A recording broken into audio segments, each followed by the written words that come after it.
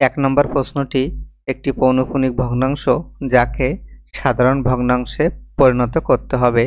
পৌনঃপুনিক ভগ্নাংশকে সাধারণ ভগ্নাংশে পরিণত করার সূত্রটি হলো দশমিক ও পৌনঃপুনিক বাদ দিয়ে মূল সংখ্যাটি লিখতে হবে। তাহলে আমরা লিখব 5639 সূত্রের বিয়োগ পৌনঃপুনিক বাদ দিয়ে যে সংখ্যাটি থাকে, এখানে পৌনঃপুনিক হলো 639, এইটা বাদ দিয়ে আমাদের সংখ্যা আছে 5। ঘরে হবে দশমিক বিন্দুর পরে যতগুলো পৌনঃপুনিক ততগুলোর 9 অথবা অনাবৃত সংখ্যার জন্য 0 হবে। এখানে দশমিক বিন্দুর পরে 3টি পৌনঃপুনিক সংখ্যা আছে, সেজন্য 3টি 9 হবে। তাহলে আমাদের উপরে 5639 থেকে 5 বিয়োগ দিলে আমরা পাবো 5634 এবং নিচে থাকবে 3টি 9। এটি আমাদের সাধারণ ভগ্নাংশে রূপান্তর। অপশানে খ হলো উত্তর। x to the power q minus 1, x to the power q plus 1, x to the power 4 plus s square plus 1 এর লসাগু কত হবে? x to the power q minus 1 এটির উৎপাদক হলো x minus 1 into s square plus x plus 1। x cube plus 1 এর উৎপাদক হলো x plus 1 into s square minus x plus 1। x to the power 4 plus s square plus 1 সমান আমরা উৎপাদকে লিখতে পারি s square plus x plus 1 into s square minus x plus 1। এখন আমরা লসাগু করব। লসাগুর ক্ষেত্রে আমরা জানি কমন ইনটু আনকমন। প্রথমে আমরা x minus 1 নিব, x minus 1 বাকি দুইটি রাশির ভিতরে কোথাও নেই, x minus 1। দেন s square plus x plus 1 নিব, s square plus x plus 1 আমাদের তৃতীয় রাশির মধ্যেও আছে। তাহলে দুইটি s square plus x plus 1 থেকে একটি s square plus x plus 1 নিব। আমাদের বাকি আছে x plus 1 একটা, এটাকে নিব। s square minus x plus 1 দুইটি আছে, এখান থেকে আমরা একটি নিব, s square minus x plus 1। এখন x minus 1 into s square plus x plus 1 এটি হলো s cube minus 1 এর সূত্র, এবং x plus 1 into s square minus x plus 1 এটা হলো x cube plus 1 এর সূত্র। এখন আমরা a plus b into a minus b এর সূত্র অর্থাৎ a square minus b square এর সূত্র অ্যাপ্লাই করব। x cube এর হোল স্কয়ার মাইনাস 1 এর হোল স্কয়ার। x cube কে বর্গ করলে আমরা পাবো x to the power 6 minus 1 কে বর্গ করলে পাবো 1। তাহলে আমাদের লসাগু হলো x to the power 6 minus 1। অপশানে আমাদের গ হলো সঠিক উত্তর। 3 নম্বর অঙ্ক বলছে একটি বইয়ের ধার্য মূল্য 400 টাকা, বইটি 15% কমিশনে বিক্রয় হয়, বইটির ক্রয় মূল্য 200 টাকা হলে এতে শতকরা কত লাভ হবে? আমাদের দেওয়া আছে বইয়ের ক্রয় মূল্য 200 টাকা এবং বিক্রয় মূল্য হবে বইয়ের ধার্য মূল্য 400 থেকে বইয়ের ধার্য মূল্যর 15% বাদ যাবে, অর্থাৎ 400 বিয়োগ 400 এর 15%। তাহলে এখান থেকে লিখতে পারি 400 বিয়োগ 400 ইন্টু 15 ভাগ 100, যেহেতু পার্সেন্টেজ বা শতকরা আছে। তাহলে পরের লাইন হবে 400 বিয়োগ 60, 400 থেকে 60 বিয়োগ দিলে আমরা পাবো 340 টাকা। এখানে ক্রয় মূল্য 200 টাকা এবং বিক্রয় মূল্য আমরা পেলাম 340 টাকা, অর্থাৎ ক্রয় মূল্য থেকে বিক্রয় মূল্য বেশি। ক্রয় মূল্য থেকে বিক্রয় মূল্য বেশি হলে আমরা জানি লাভ হয়। তাহলে লাভ হবে বিক্রয় মূল্য 340 বিয়োগ ক্রয় মূল্য 200, এখান থেকে পাবো 140 টাকা। সুতরাং শতকরা লাভের সূত্র হবে আমরা যে লাভের টাকা পেয়েছি ভাগ ক্রয় মূল্য গুণ 100%। লাভ 140 টাকা ভাগ ক্রয় মূল্য 200 টাকা গুণ 100%। এখান থেকে আমরা ক্যালকুলেশন করে পাবো 70%। সুতরাং 70% বা শতকরা 70 টাকা লাভ হবে। অপশানে ক হলো উত্তর। 4 কিলোমিটার পার ঘন্টা বেগে চললে কোনো স্থানে পৌঁছাতে যে সময় লাগে 5 কিলোমিটার পার ঘন্টা বেগে চললে তার চেয়ে 30 মিনিট কম সময় লাগলে স্থান দুটির মধ্যে দূরত্ব কত হবে? আমরা জানি সময় ইকুয়াল টু দূরত্ব ভাগ বেগ, এই সূত্রটি আমাদের অঙ্কে কাজে লাগবে। আমরা মনে করি দুই স্থানের দূরত্ব x কিলোমিটার। তাহলে প্রথম শর্ত মতে 4 কিলোমিটার পার ঘন্টা বেগে চললে পৌঁছাতে সময় লাগবে। যেহেতু সময় সমান দূরত্ব ভাগ বেগ, আমাদের এখানে দূরত্ব হলো x কিলোমিটার এবং বেগ হলো 4 কিলোমিটার পার ঘন্টা, সুতরাং সময় লাগবে x/4 ঘন্টা। আবার 5 কিলোমিটার পার ঘন্টা বেগে চললে পৌঁছাতে সময় লাগবে দূরত্ব x এবং বেগ হলো 5 কিলোমিটার পার ঘন্টা, সুতরাং x/5 ঘন্টা। এখন প্রশ্ন মতে আমরা লিখতে পারি x/4 ঘন্টা বিয়োগ x/5 ঘন্টা সমান আমাদের পার্থক্য হলো 30 মিনিট। যেহেতু মিনিট আছে সেজন্য মিনিটকে ঘন্টায় নিয়ে যেতে হলে আমরা 60 দিয়ে ভাগ দিব, বা এখানে লসাগু 20, 5x - 4x সমান, এখান থেকে কাটাকাটি করলে 0 0 কাটা যাবে, 3 দিয়ে 6কে কাটলে 2, তাহলে অর্থাৎ আমরা পেলাম হাফ। বা 5x থেকে 4x বিয়োগ দিলে আমরা পাবো x/20 সমান হাফ। 2 দিয়ে 20কে কাটলে 10, বা x সমান আমরা পেলাম 10 কিলোমিটার। সুতরাং স্থান দুটির মধ্যবর্তী দূরত্ব হবে 10 কিলোমিটার। 5 নম্বর অঙ্ক বলছে লঞ্চ ও স্রোতের গতিবেগ যথাক্রমে ঘন্টায় 18 কিলোমিটার ও 6 কিলোমিটার, নদীপথে 48 কিলোমিটার অতিক্রম করে পুনরায় ফিরে আসতে কত সময় লাগবে? আমরা জানি সময় সমান দূরত্ব ভাগ বেগ, সূত্রটি আমাদের অঙ্কে কাজে লাগবে। স্রোতের অনুকূলে যেতে সময় লাগবে, সময় যেহেতু দূরত্ব ভাগ বেগ, দূরত্ব ভাগ এখানে দুইটি বেগ, অনুকূলে যেতে নৌকার বেগ এবং স্রোতের বেগ। দূরত্ব হলো 48 কিলোমিটার ভাগ নৌকার বেগ দেওয়া আছে 18 কিলোমিটার এবং স্রোতের বেগ দেওয়া আছে 6 কিলোমিটার। 48 ভাগ 18 এবং 6 যোগ করলে 24, 48কে 24 দিয়ে ভাগ দিলে আমরা পাবো 2 ঘন্টা। আবার স্রোতের প্রতিকূলে ফিরে আসতে সময় লাগবে, দূরত্ব ভাগ নৌকার বেগ থেকে স্রোতের বেগ বাদ যাবে, দূরত্ব যথারীতি 48 ভাগ নৌকার বেগ 18 থেকে 6 বিয়োগ দিলে আমরা পাবো 12, 48কে 12 দিয়ে ভাগ দিলে আমরা পাবো 4 ঘন্টা। সুতরাং আমাদের মোট সময় লাগবে 2 ঘন্টা প্লাস 4 ঘন্টা, টোটাল 6 ঘন্টা সময় লাগবে। অপশানে গ হলো উত্তর। 60 লিটার মিশ্রণে কেরোসিন ও পেট্রোলের অনুপাত 7:3, এতে কত লিটার পেট্রোল মেশালে কেরোসিন ও পেট্রোলের নতুন অনুপাত 3:7 হবে? আমাদের দেওয়া আছে কেরোসিন এবং পেট্রোলের অনুপাত 7:3, অনুপাত দ্বয় যোগফল 7 এবং 3 যোগ করলে আমরা পাবো 10। সুতরাং কেরোসিনের পরিমাণ হবে মোট পরিমাণ 60 গুণ কেরোসিনের নিজের অনুপাত 7 ভাগ মোট অনুপাত 10। এখান থেকে ক্যালকুলেশন করে আমরা পাবো 42 গ্রাম। সুতরাং পেট্রোলের পরিমাণ হবে মোট অনুপাত 60 থেকে আমরা কেরোসিনের পরিমাণ 42 বিয়োগ দিলে পাবো 18 গ্রাম। এখন ধরি আমাদেরকে x গ্রাম পেট্রোল মেশাতে হবে, তাহলে শর্ত মতে আমরা লিখতে পারি কেরোসিনের পরিমাণ আমরা পেয়েছি 42 গ্রাম, নিচে পেট্রোলের পরিমাণ 18 গ্রাম সমান আমাদের নতুন অনুপাত হবে 3/7। এখন যেহেতু x গ্রাম অতিরিক্ত পেট্রোল মেশাতে হবে সেজন্য পেট্রোলের আগের অনুপাত 18-র সাথে x যোগ হবে, বা 3 দিয়ে 42কে কাটলে আমরা পাবো 14, 18 প্লাস x সমান 14-র সাথে 7 গুণ করলে আমরা পাবো 98, বা x সমান 98 থেকে 18 বিয়োগ দিলে আমরা পাবো 80 লিটার। সুতরাং 80 লিটার পেট্রোল মেশাতে হবে। একটি ট্রেনের গতিবেগ ঘন্টায় 36 কিলোমিটার, ট্রেনের দৈর্ঘ্য 200 মিটার হলে ট্রেনটি 160 মিটার সেতু অতিক্রম করতে কত সময় লাগবে? আমরা জানি বেগ সমান দূরত্ব বাই সময়। আমাদের এখানে বেগ দেওয়া আছে ঘন্টায় 36 কিলোমিটার, কিলোমিটার পার ঘন্টাকে আমরা মিটার পার সেকেন্ডে নিয়ে যেতে হলে 5/18 দিয়ে গুণ হয়, সমান আমাদের এখানে দুইটি দূরত্ব অতিক্রম করতে হবে।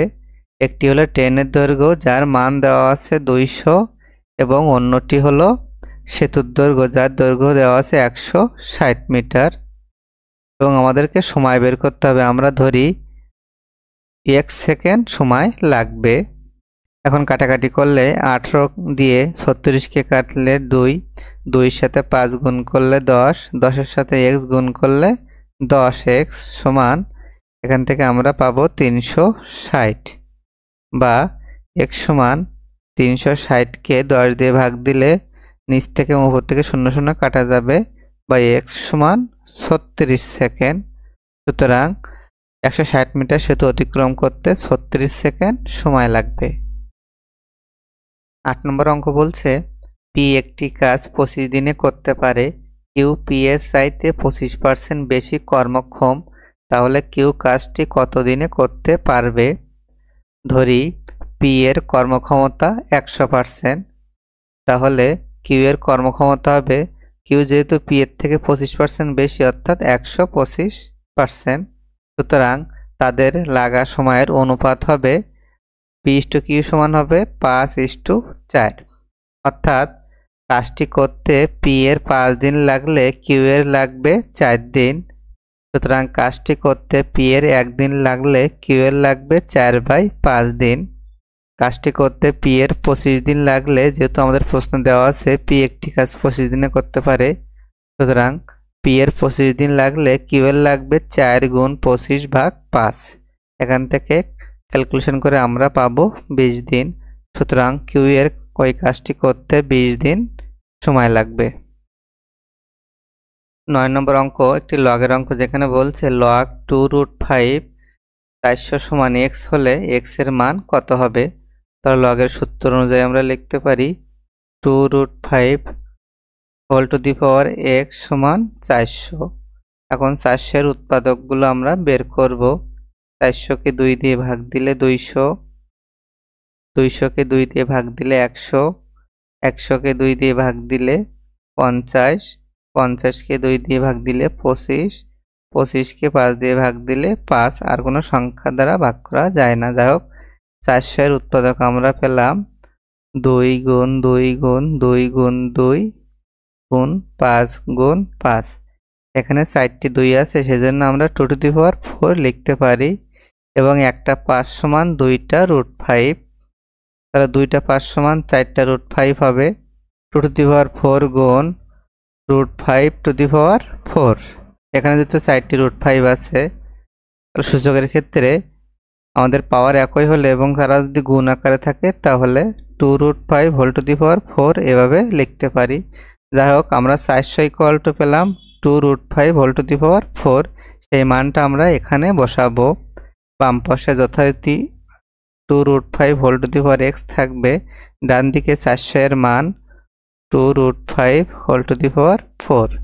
এখন সূচকের নিয়ম অনুযায়ী সমীকরণের উভয় পাশে যদি আমাদের বেস বা ভিত্তি একই হয় তাহলে তাদের পাওয়ার সেম হবে। বাম পাশে বেস বা ভিত্তি 2√5, ডান দিকেও একই ভিত্তি 2√5, সুতরাং বাম পাশের পাওয়ার x সমান ডান দিকের পাওয়ার 4 হবে, অর্থাৎ আমরা x এর মান পেলাম 4। অপশনে খ হলো উত্তর। 10 নম্বর অঙ্কটি ধারার অঙ্ক বলছে 8, 11, 17, 29, 53 ধারাটির পরবর্তী পদ কত হবে?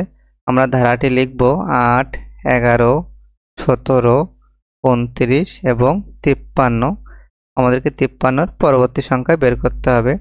এখন 8 এবং 11-র পার্থক্য হলো 3, 11 এবং 17-র পার্থক্য হলো 6, 17 এবং 29-এর পার্থক্য হলো 12, 29 এবং 53-র পার্থক্য হলো 24। অর্থাৎ এখানে আমাদের ডিফারেন্স বা পার্থক্য দ্বিগুণ হারে বাড়ছে। 3-এর দ্বিগুণ 6, 6-এর দ্বিগুণ 12, 12-র দ্বিগুণ 24, তাহলে 24-এর দ্বিগুণ অবশ্যই 48 হবে। এখন আমরা 53 এবং 48 যোগ করব, যোগ করলে আমাদের পরবর্তী সংখ্যা আমরা পাবো 101। অপশনে গ হলো উত্তর। 11 নম্বর অঙ্কে এ সেটের শর্ত বলছে x হলো এমন একটি মৌলিক সংখ্যা যেখানে x এর মান 5 থেকে ছোট অথবা তার সমান হবে হলে আমাদেরকে পি অর্থাৎ পাওয়ার অফ a এর সদস্য সংখ্যা কত হবে এটা বের করতে হবে। তাহলে a এর মান আমরা পাবো 5 অথবা 5-এর সমান মৌলিক সংখ্যা হলো 2, 3, 5, অর্থাৎ x এর মান আমরা পেলাম 3টি সংখ্যা। তাহলে পাওয়ার অফ a এর সূত্র হলো 2n। এখানে n এর মান হলো সেটের সংখ্যা হলো 3টি, তাহলে 2^3। 2কে হোল কিউ করলে আমরা পাবো 8, সুতরাং p এর সদস্য সংখ্যা হবে 8টি। 12 নম্বর অঙ্ক বলছে 6টি ক্রমিক বিজোড় সংখ্যার যোগফল সবচেয়ে বড় সংখ্যাটির দ্বিগুণের চেয়ে 38 বেশি, সংখ্যাগুলির যোগফল কত হবে? আমরা জানি বিজোড় সংখ্যার সাধারণ সূত্র হলো 2n প্লাস 1।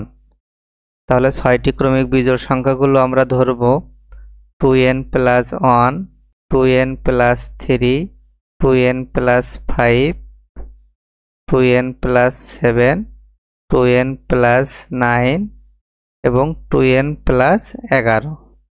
তাহলে এই যে 6টি ক্রমিক বিজোড় সংখ্যাগুলো আমরা যোগ করলে যোগফল পাবো 12n প্লাস 36।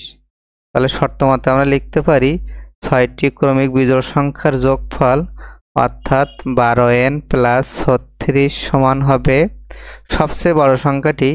এই 6টি ক্রমিক বিজোড় সংখ্যার মধ্যে সবচেয়ে বড় সংখ্যাটি হলো 2n প্লাস 11। 2n প্লাস সবচেয়ে বড় সংখ্যাটির দ্বিগুণ অর্থাৎ 2 ইন্টু সবচেয়ে বড় সংখ্যা 2n প্লাস 11 থেকে কত বেশি?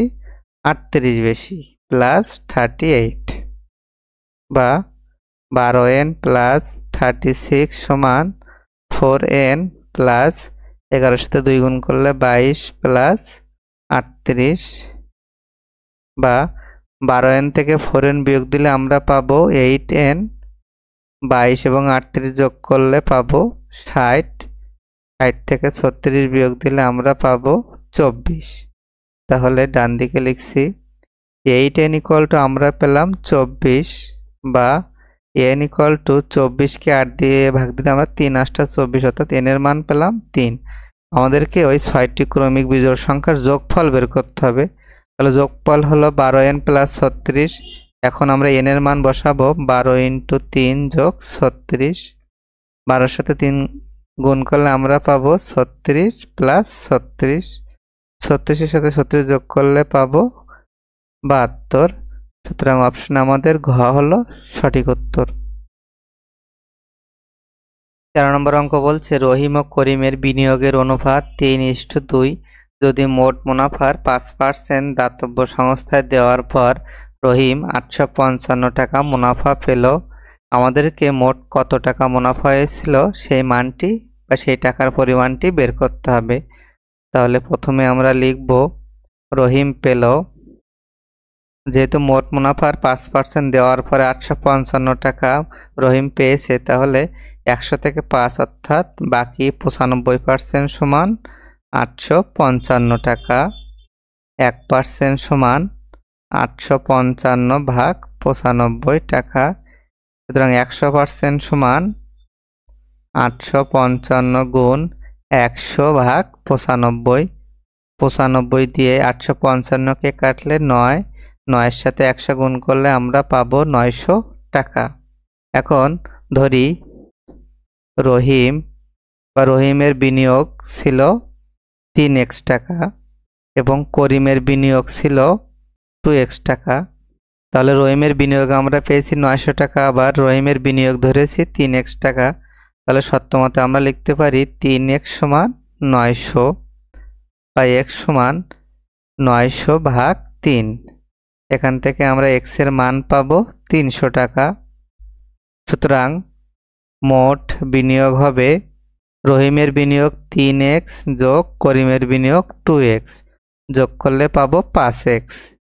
তাহলে 5 গুণ x এর মান আমরা বসাবো 300, 5-এর সাথে 300 গুণ করলে আমরা পাবো 1500 টাকা বা 1500 টাকা।